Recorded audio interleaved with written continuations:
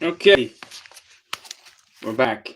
When you have two kids, you can't just kind of stream without potential interruptions that you have to kind of cut the stream off for. So that's what went down. Now we're back, right, Grace? We finished up with the front section. Now we're on the region.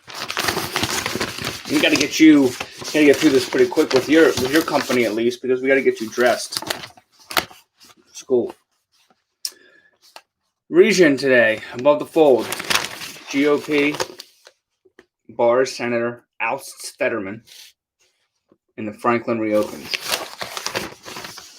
And TESLAG hurts PA on halting spread, which we talked about in the front section. We saw a couple articles on that already. Questions, or I'm mostly interested in this here. What does this mean? Questions remain on vandalism. Philadelphia police say they still aren't sure if a group of people arrested and accused of defacing buildings in Center City on New Year's Eve, some carrying flammable or explosive materials, were part of an organized anarchist network, or were more of an informal group of homegrown vandals. In a police statement issued the day after 7 people were arrested, identified them as part of a large group of unruly Antifa protesters breaking windows and spray painting buildings near 9th and Market Streets around 9 p.m. Thursday. Here's all the materials they seized. Oh.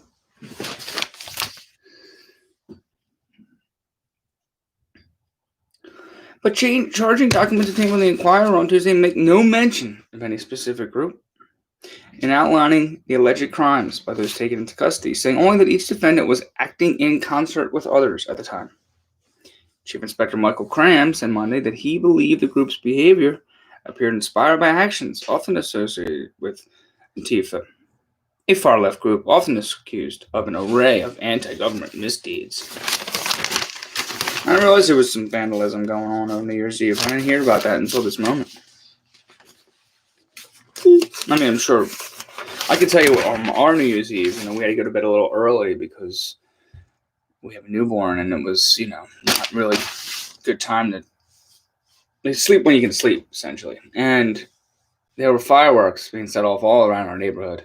And now that they're legal, like it was like an M80 here, like a spray of pops and shower fireworks here. And I'm like,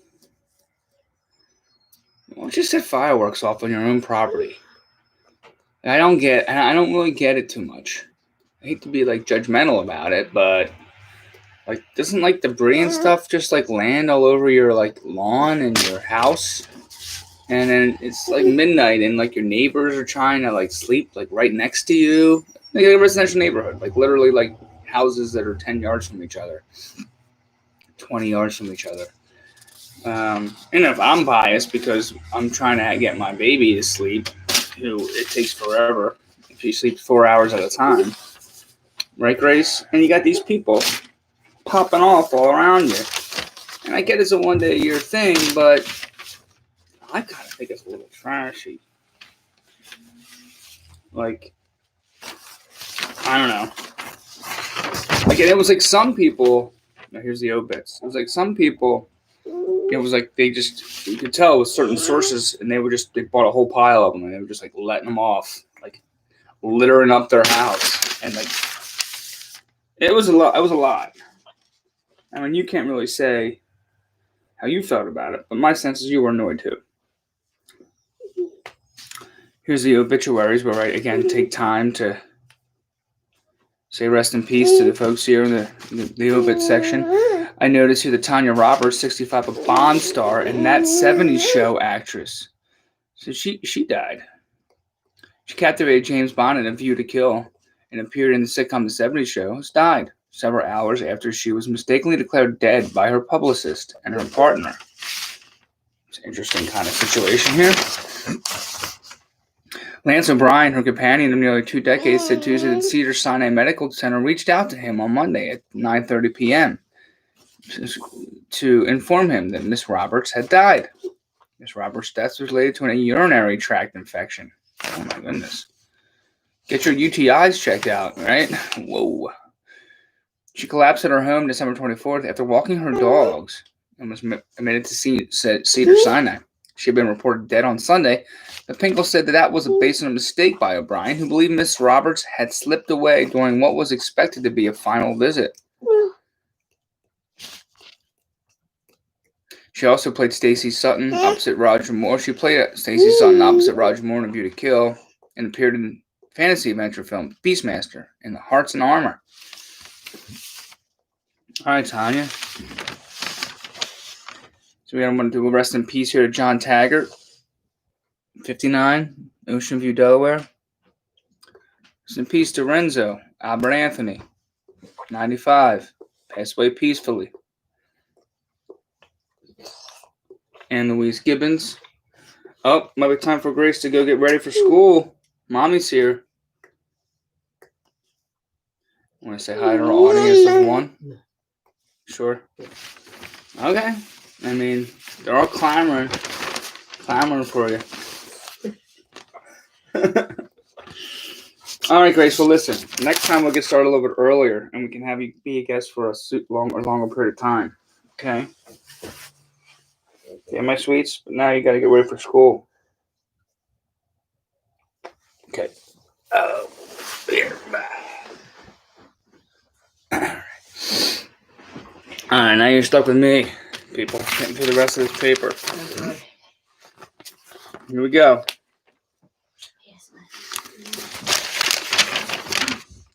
I feel like I did the obit short shrift here. Now, just giving Matt Clayton peace and love, Matt Clayton.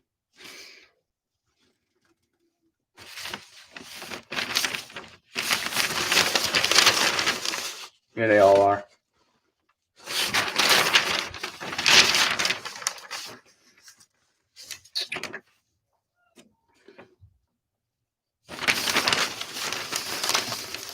You know, life is fleeting. I say it every day. You never know. I mean, Tanya Roberts got a urinary tract infection.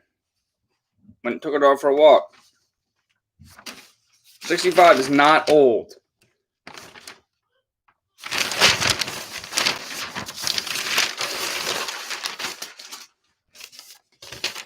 Life. A hotline for hope. Philly's poet laureate, Tripita B. Mason, launches a line to bring healing verse during a stressful time.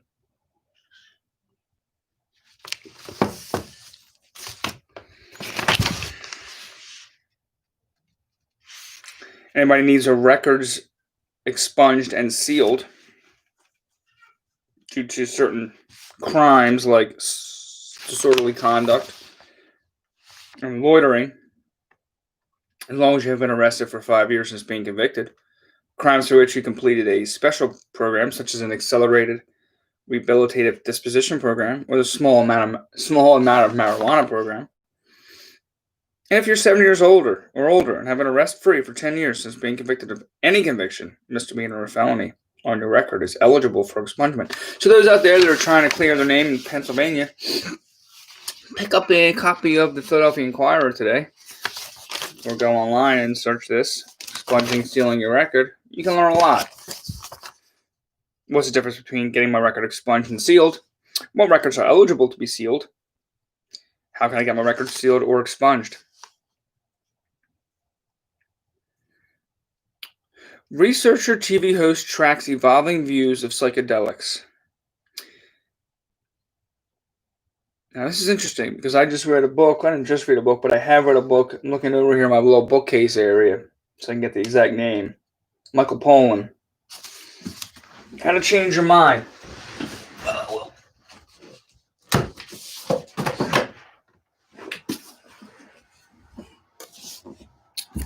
All about the history of psilocybin, mushrooms essentially, and the restorative healing spiritual values. Really good stuff. My guess is this article in this show, Hamilton's Pharmacopoeia, is going to be a little bit about that as well. But let's take a read and see if my guess is correct. While the world waited breathlessly this fall for anything resembling definitive results from the November 3rd presidential election, one early winner seemed clear: drugs. New Jersey, Arizona, Montana, and South Dakota all voted to legalize recreational marijuana use for adults. Even more remarkable, Washington, D.C. decriminalized psychedelic drugs, while Oregon legalized psilocybin, the active ingredient in magic mushrooms, making a historical statewide initiative. It's funny because in the one article we just read, we just saw there's a surge in overdoses, and now we're moving more towards the legalization of certain drugs. Now, let me be clear: marijuana and magic mushrooms, as far as anyone knows, you can't really overdose on them. You can have a crazy trip on the latter, maybe even the former if you get a good stash, I imagine. But I don't think you can overdose on them. So it's not like we're talking about heroin and cocaine and crack here that they've legalized or decriminalized. Indeed, the landscape around psychedelics, which includes psilocybin and LSD, as well as farther out compounds like 2CB or DMT, is changing. And since 2016, the researcher and documentarian Hamilton Morris, the son of Oscar-winning documentarian Errol Morris, has tracked those changes. His award-winning documentary series, Hamilton's Pharmacopoeia, has just begun its third season on Vice TV, where it airs Mondays at 10. It's also available on ViceTV.com and through the Vice TV app. So it's been around for a while, so I'm late to the game, but I'm curious to see what he has to say now about the evolution around magic mushrooms, or just shrooms. I'll look at the parent trip as well when I get to this section. I think it's a nice little feature. A couple parents, it goes over, highlights their whole circumstances around having a kid, or adopting a kid, or fostering a kid, whatever. We got a 32-year-old and a 35-year-old at a NAR birth. They had their first child, it looks like, Angelo and Antone Calzabo, May 7th, 2020. Congratulations, Maria and Angelo. I mean, it's tough to have a kid, trust me. Like, it's not an easy, but they try to teach you, at least in my experience. They try to teach in school, like, instant pregnancy. I mean, maybe it's better as you get younger, but, we waited for our first until we were 30, I was 36, no, 37. So, and I had their second when I was 40. So, yeah, not as simple. All right. Life section. Done.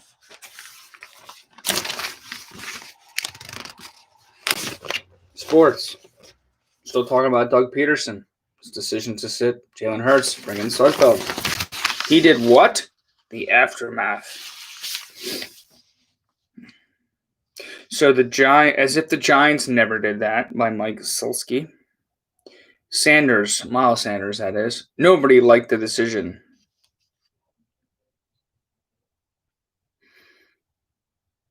Took less than 48 hours for an Eagles player to publicly question the team's approach to its season finale.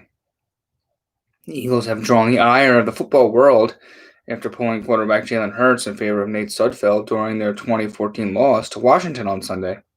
Hurts was put at the start of the fourth quarter with the Eagles trailing by 3 points, and the move was perceived by many as an effort to lose the game in order to secure a higher draft pick.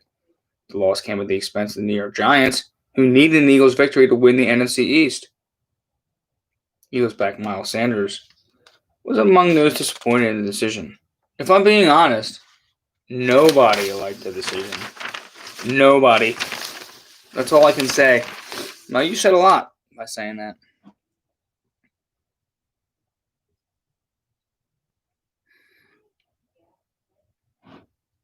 I don't know who was the main person behind that decision, but all I know is a lot of people on the team were confused. I'm still of the belief And it's not that big of a deal.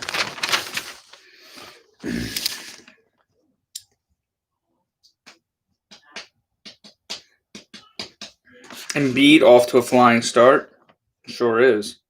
Having a heck of a start to the season, the first 7 games. They played tonight against the Washington Wizards, 7 p.m. for you Philadelphia Sixers fans or Washington Wizards fans. They have a game to watch tonight. So it looks like in this article about the Giants, because I did see who was complaining? No, the coach, the Giants coach, went on and on and on about how he would, wasn't something he would do and all the other stuff. He was very upset, I saw in his press conference, about the Eagles' choice to bring in Sudfeld. Well, that boring and awful football game Sunday night at the Link sure got interesting fast, huh?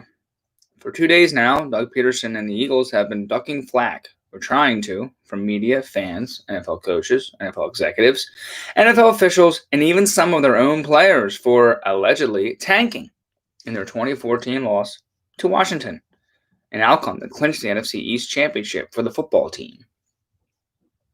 I was thinking during the game, who would I want to see win the NFC East as a result of the Eagles' result of the game?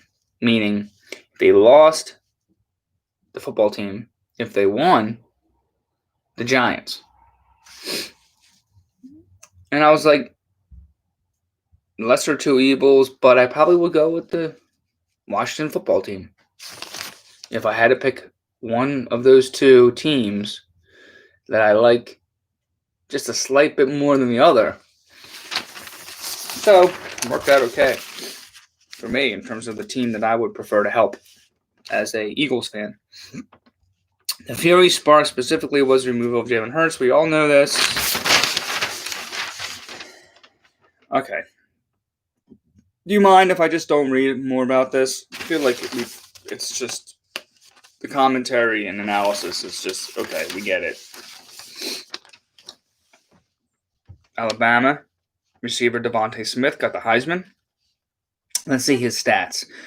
447 first-place votes and 1,836 points to easily outdistance Clemson's Trevor Lawrence, 1,187. Alabama teammate Mac Jones, 138, 1,130.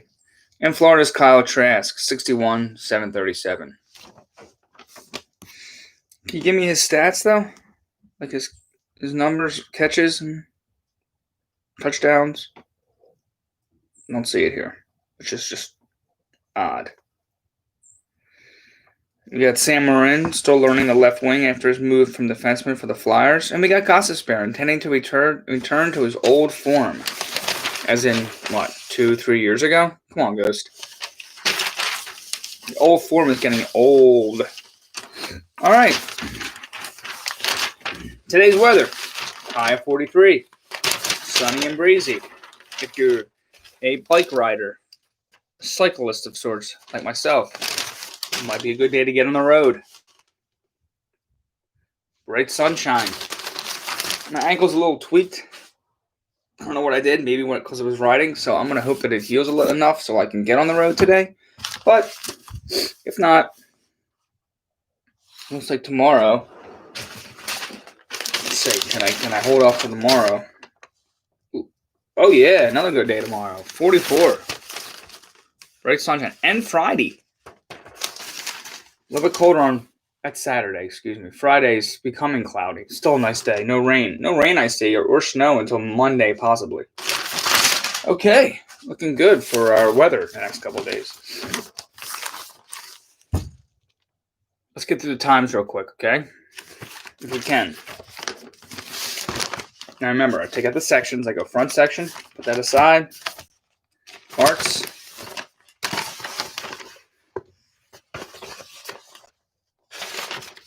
Take business out. Again, this is to help me organize my reading. And get a glimpse of each section at a first impression kind of deal. Like, what we got today? Okay. Okay. I see you. And then, like I do with real estate, I dismiss food. Not because I don't like to eat. But again, trying to economize here my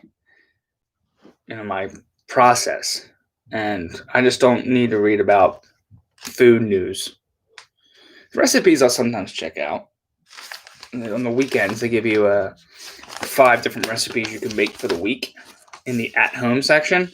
So I'll usually spend some time looking through those, because we did make one recently, which was really good. It was linguine, pine nuts, bacon, Pecorino Romano cheese, a little bit of lemon zest, scallions. I think that was it. It was very, very, not a lot of ingredients, but check it out. It was delicious. It was like I forget what they called it, but the bacon, you make it in a pot, which was really strange. Like you actually take, a regular old pot and fill it up with the bacon, but you got to chop it up. Chop it up in 3/4, put it in the pot, and it kind of like, the juices kind of like it cooks in itself because of the nature of a pot, and it makes the bacon crispy-ish but chewy, kind of like pancetta. And then we finish it off in a pan because we were hungry and it was taking a long time to cook. So. But I usually skip the food section. That's my whole story, is to end at that. So today, really, we just have business, arts, front page, the front section. Arts. Let's start there. I like to start the arts. Bridgerton dips a toe in deep waters. The Netflix period drama dabbles in racial dynamics, but ultimately opts for escapism. Takes the shortcut, looks like. I'm going to not read about that because I'm not going to watch Bridgerton, probably. Period dramas, for some reason, I don't know. I don't watch a lot of them.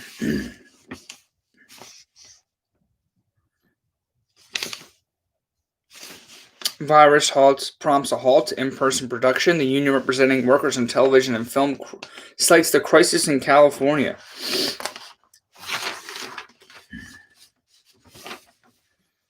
Oh, big news for Bobby Shmurda. The rapper will be eligible for prison release. Could be let out in February. He was arrested in 2014 for conspiracy. The Brooklyn rapper Bobby Shmurda, whose quick rise in the music industry was cut short when he was arrested on gang conspiracy charges in 2014, will be eligible for release from prison next month, the New York State Department of Corrections said on Monday. Shmurda, 26, whose legal name is Aquil Pollard. I wonder how he got Bobby Shmurda. I wonder, how did they get, he's got to be a backstory, but Bobby Shmurda out of Aquil Pollard. I feel like Aquil Pollard has more kind of pizzazz, more uniqueness, more opportunity for some sort of adaptation than Bobby.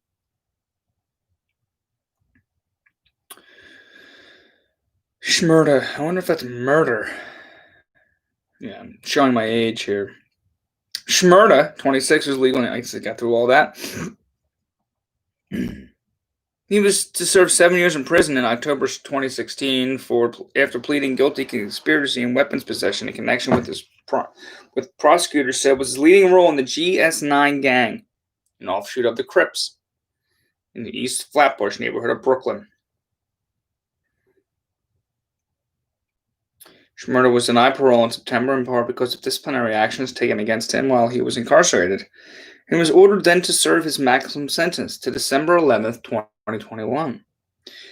But after review of the Department of Corrections, Shmurda's credit for good institutional behavior was restored, making him eligible for conditional release as of February 23rd, barring any further incidents, with the remainder of his sentence to be served on parole.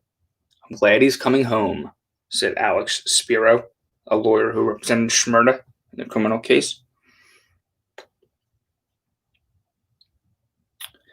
So he was enjoying a viral ascent due to his hit single known as Hot Boy. You remember this. You got to remember this. The move was mimicked by Beyonce in the NFL touchdown dances, helping send Hot Boy to number 6 on the Billboard Hot 100.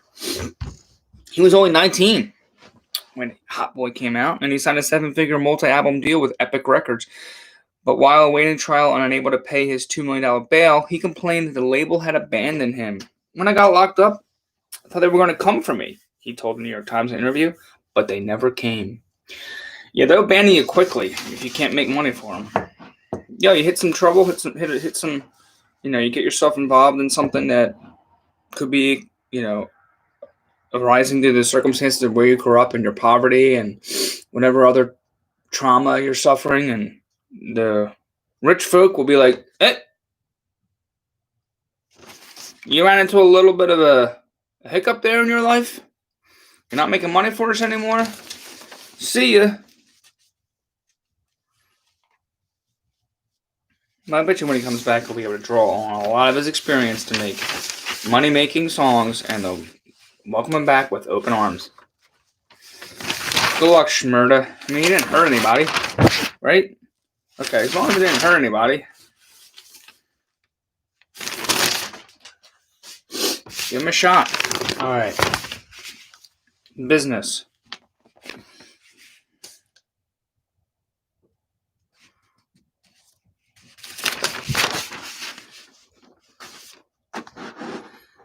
Dare I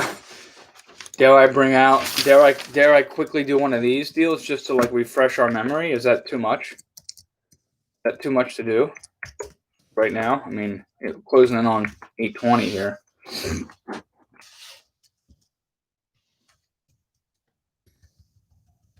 Oh, don't worry.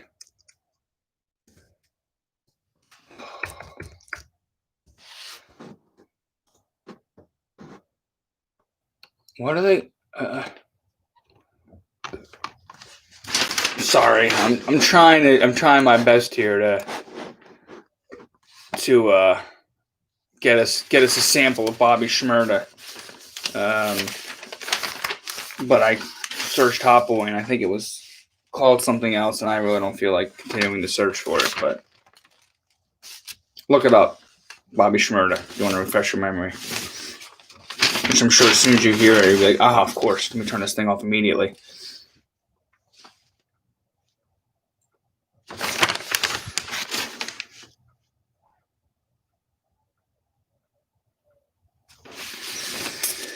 One way to police trading by lawmakers use the SEC's powers. China sentenced banker to death on bribery and corruption charges. Former chief of a big Chinese state lender was sentenced to death on Tuesday for bribery, corruption, and bigamy, in a rare and dramatic example of Beijing's use of capital punishment for economic crimes. Lao Xiaoming, the former chairman of Harang Asset Management, was found guilty by a court in the coastal city of Tianjin of receiving some $277 million in bribes between 2008 and 2018. The government will confiscate his personal assets. $277 million in bribes in 10 years? $27 million a year!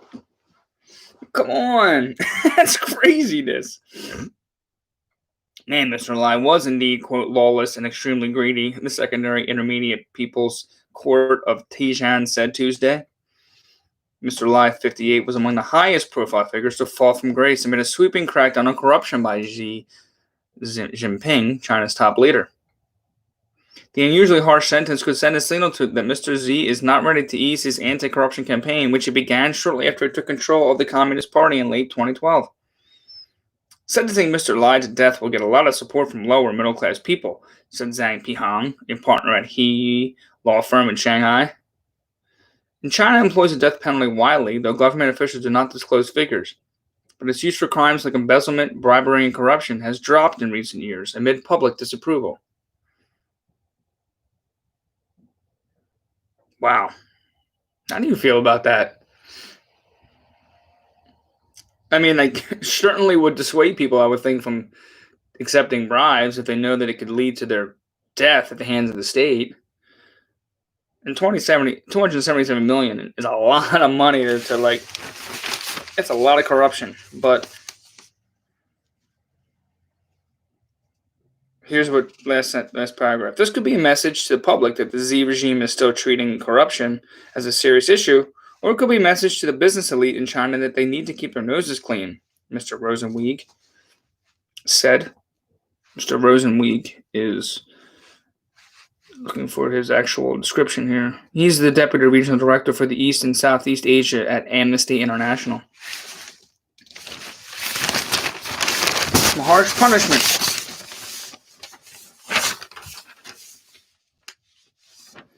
Yeah, right. This guy is unbelievable. Derrick Henry. He is just. If you gotta watch it. I mean, if you're not a football fan, that's fine. But I would watch him run. He's just a monster out there. He had 2,027 rushing yards this year, 5.4 yards per attempt. That's getting half of your down yardage needed every run. Over half. 5,800 career rushing yards. His career yards per attempt is 5. Like career 5.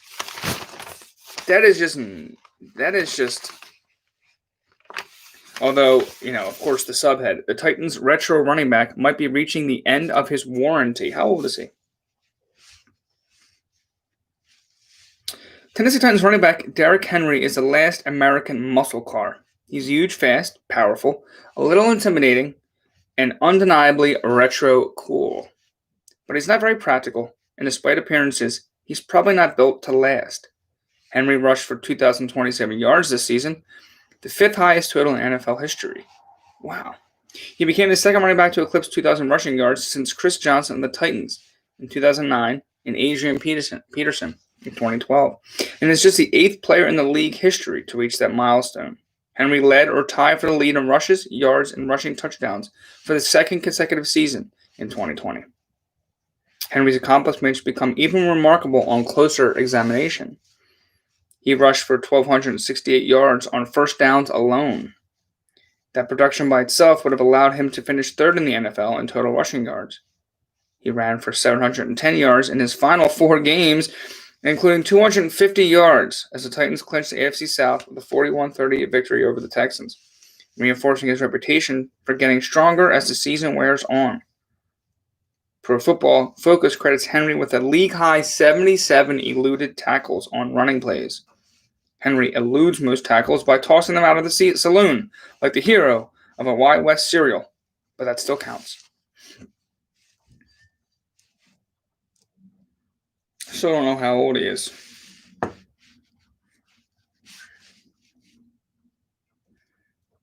Henry rushed for 446 yards in last year's playoffs, propelling the Titans to upset victories over the Ravens and the Patriots before the Chiefs came back to defeat them for the AFC Championship. Only 4 other running backs rushed for more yards than Henry in a single postseason, and 3 of them, Terrell Davis, Marcus Allen, and John Riggins, are now Hall of Famers. Titans great Eddie George was the other. Yeah, he's just a beast. I cheer for the Titans just for him.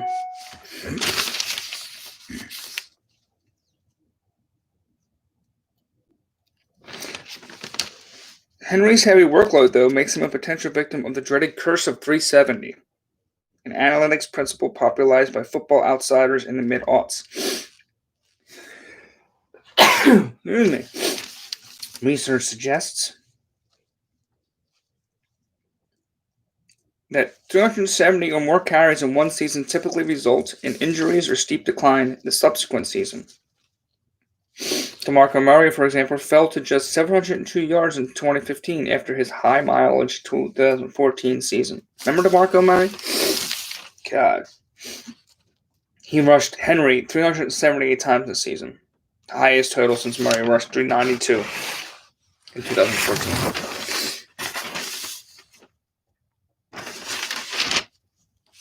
So the Browns aren't going to have Kevin Stefanski as their coach for their first game of the playoffs since they made the playoffs since, 2012? 2002. That's a long time to not be in the playoffs. 18 years. Come on, Brownies. I knew you guys were pitiful, but it's almost 20 years. Now you're not going to have your coach. I'll be cheering for you, though. As a Philadelphia fan, sports fan who knows sports angst and championship droughts, I'm all for the Browns going deep into the playoffs and winning it all. Why not? No brownies. But first game's going to be without your coach. Here's Tanya Roberts. We were talking about her before. I was hoping to see a picture of her. There she is.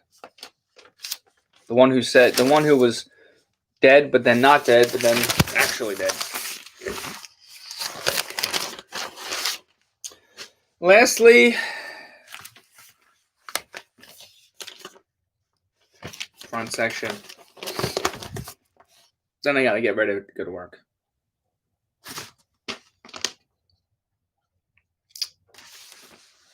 Hospital sued 2,500 patients after virus hit. Northwell Health. Hope for New Year collides with the pandemic.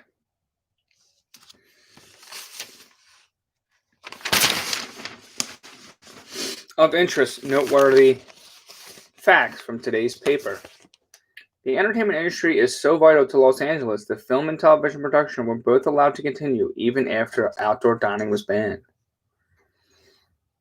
To counter the declining birth rate, the South Korean government is offering couples monthly allowances of 500,000 won, or about $274, for every newborn and infant up to the age of 1, starting in 2022. Wow.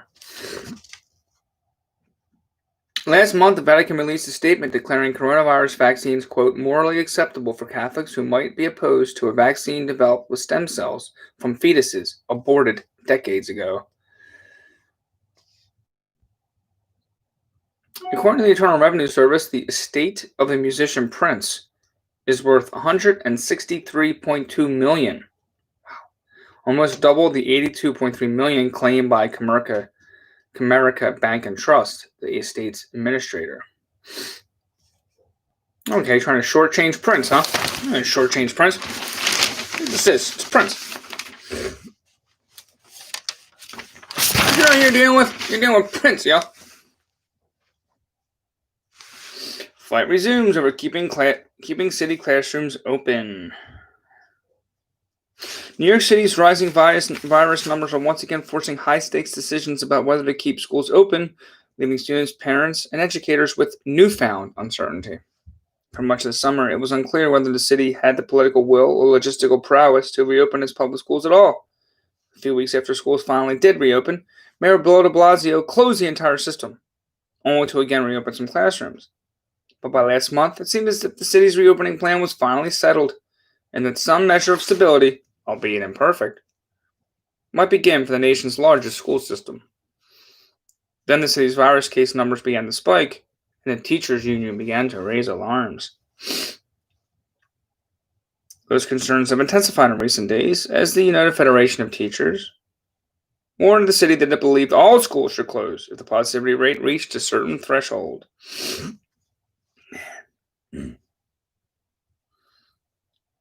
I'm going to stay out of this. My impression of teachers' demands here.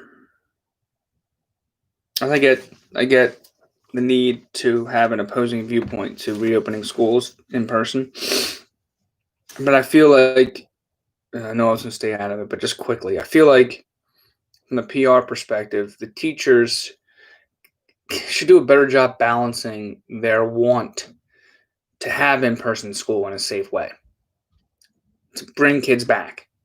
I mean, that is what schools really are in business to do, teach kids in person. And I feel like a lot of the messaging from the teachers unions, and again, I haven't obviously read every single statement the teachers union made across the country, but the ones that I'm seeing tend to skew towards more the you must close because there's some viruses, there's some infection going on in the community or whatever, instead of being like, of course we want to get schools open for our kids. That's of course what we're here to do as teachers, teach in person. That being said, we're concerned about the rising numbers, blah, blah, blah, blah, blah. It seems like the lead is always like teachers want schools to close because there's a virus surge. Although a lot of research is showing that you can control it within schools.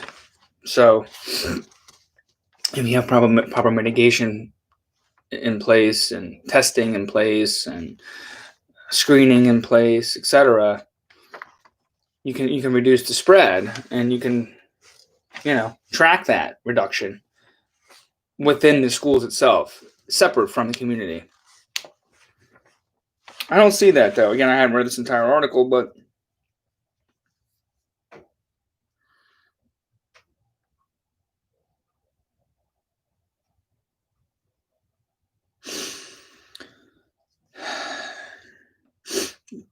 safest place to be in New York City is, of course, our public schools, Mr. de Blasio said during a news conference on Monday. But the teachers union quickly poured cold water on that plan by saying it wanted schools closed if the city hit the 9% state mark. I feel like that's just too broad of a brush. What about the mark inside the schools? I know there's a lot more schools in New York City than there are in small suburbs. So to track that and close by each school will be quite an undertaking. But I don't know. I feel like just some blanket decision to close all schools because we reached 9.2% seems a little bit heavy-handed.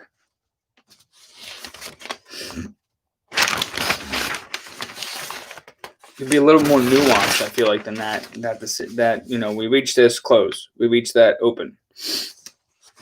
Having lived it since, we closed schools in March, I know those nuances firsthand. So, anyway.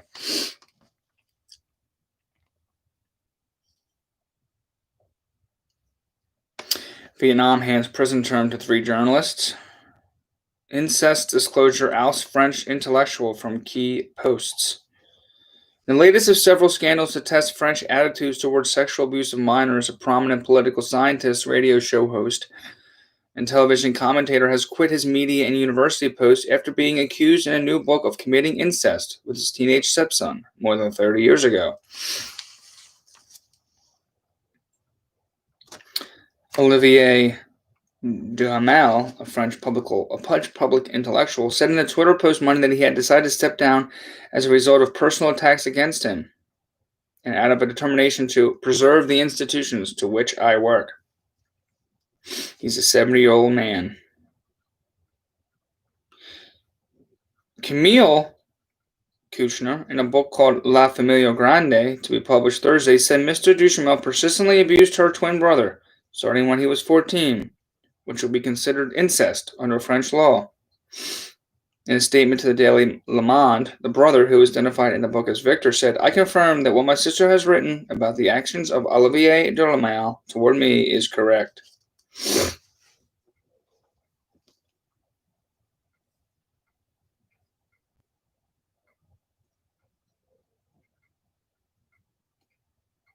Yeah, there's like one guy I was reading about a year ago, about a French intellectual who, for a long time, since the 70s even, has written books extolling the virtues of sex and intimacy with children, as some sort of romantic kind of, advocacy for that type of behavior. Some sort of I don't know, an attempt to romanticize that. And it was just kind of overlooked as a French thing. French attitudes, free love, more liberal kind of, I don't know, perspective on it. I don't know how you really can justify that type of behavior, no matter how liberal you want your country to appear. But I forget the name of this. I'm looking through the article real fast to see if the name of this person, this writer, is connected to Olivier Duhamel. Last year, Vanessa Spigora, a publisher, accused Gabrielle Matzef, a prize-winning author, of abusing her when she was a minor. He had never hidden having sex with girls and boys in their teens, but long enjoyed the complacence of his literary entourage. So maybe that was the guy. And then you have Polanski. He's wanted in the United States for statutory rape involving a 13-year-old girl.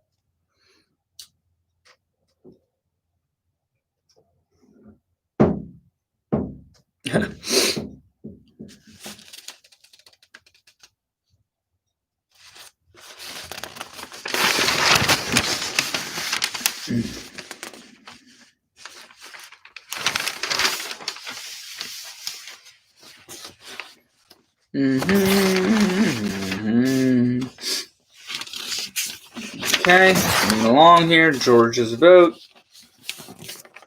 Speed through this.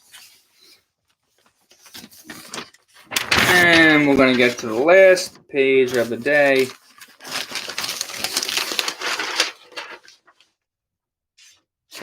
Op-eds, letters to the editor.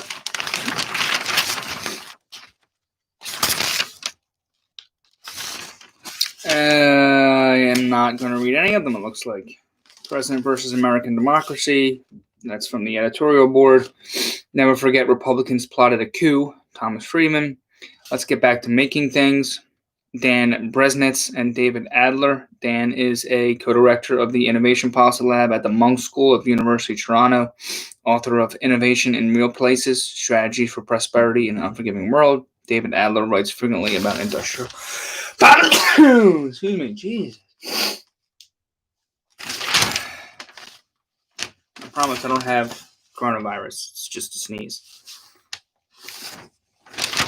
And I'm in this room by myself. That's it. Last page is, the back page is Grammys and Beyonce postponing the award show. It's devastating news. I really wanted to see people win awards that are already rich and famous. I wanted to see them celebrated. Okay. Thanks. Try to do better tomorrow, as they would say on PTI. You know, we're just starting this whole effort, so I'm going to try to reduce the time if I can. But I do like to read the paper in a nice, leisurely fashion, so maybe I won't. All right. See you tomorrow. Bye.